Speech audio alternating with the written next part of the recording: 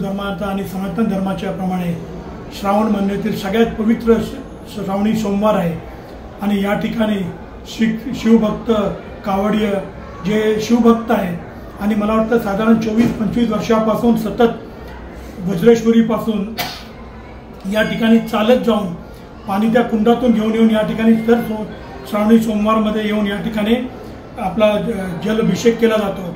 महादेवाचे भक्त आणि श्रावण सोमवार या एक उद्दिष्ट ठेवून की आपल्या धर्माची परंपरा चालू राहायला पाहिजे। आज अनेक देशाच्या विविध भागातून आलेली लोक परंतु आपल्या धर्माची आणि आपल्या सनातन धर्माची जी परंपरा आहे ते जिवंत ठेवण्याचं काम हे सर्व कावडीय भक्त करत आहेत।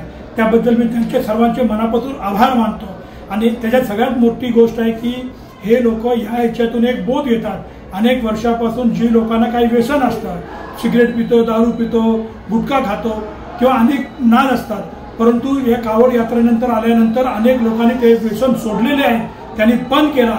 हे देवाच्या चरणी आल्यानंतर त्यांनी याच्यानंतर आज जलाभिषेक केल्यानंतर त्यानंतर त्यांनी ते प्रथा परत तशी चालू ठेवलेली आणि त्यांनी आपले जे व्यसन आहे ते सोडून टाकलेले आहे।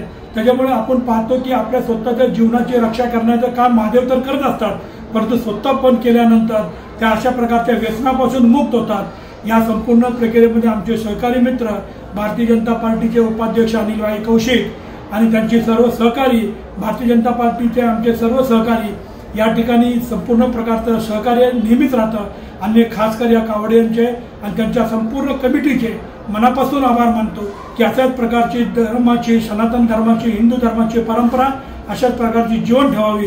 एक काळ होता की ज्या वेळेला ही कावड यात्रा 17 व्यक्तींपासून चालू केलेली होती आणि 550 लोक आहेत। याचा अर्थ आहे की लोकांची सद्भावना, श्रद्धा परमेश्वरावरती द्विगुणित वाढत चाललेली आहे। अशाच प्रकारची यांच्या लोकांची श्रद्धा कायम राहो आणि सदैव यांच्या पाठीशी महादेवाचा सर्व आशीर्वाद राहो। धन्यवाद। हिंदू धर्म रक्षक आणि हिंदवी स्वराज्याचे जनक छत्रपती शिवाजी महाराजांच्या या ठिकाणी आज आम्ही पाहिलं की सर्वात प्रथम आणलेला जलाभिषेक या ठिकाणी महादेवाच्या पिंडीवर केल्यानंतर आम्ही महाराजांना छत्रपती शिवाजी चौकामध्ये जाऊन महाराजांना हार अर्पण केला आणि त्याच आणलेल्या वज्रशिवरून पाण्यापासून जलापासून महाराजांचा जलाभिषेक केला।